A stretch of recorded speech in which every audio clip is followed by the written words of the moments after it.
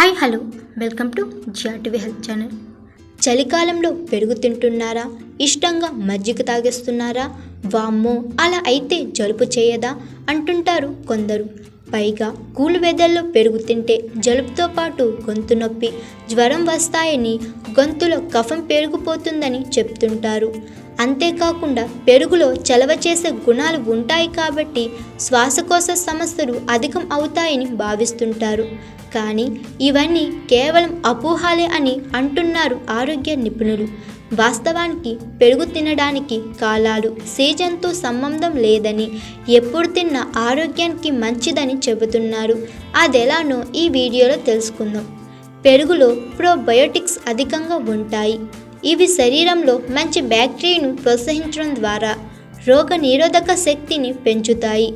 చలికాలంలో తింటే జలుబు, గొంతు నొప్పి, ఫ్లూ వంటి సీజనల్ వ్యాధులు రాకుండా ఉంటాయి. అయితే చలికాలంలో ఫ్రిడ్జ్లో పెట్టిన చల్లని పెరుగును వెంటనే తినవద్దు.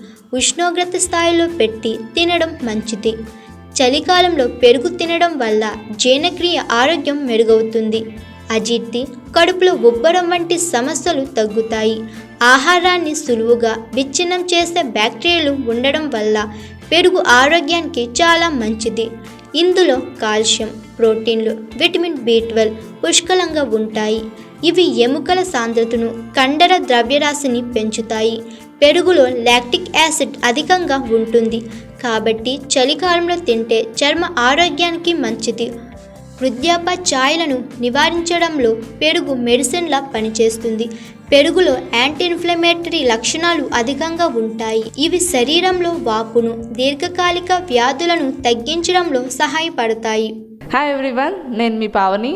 Please like, share and subscribe GRTV. Hi, I am Jyoti Singh. Please like and subscribe GRTV channel. అందరికీ నమస్కారం. నా పేరు Sambit. Please like and subscribe GRTV. Thank you.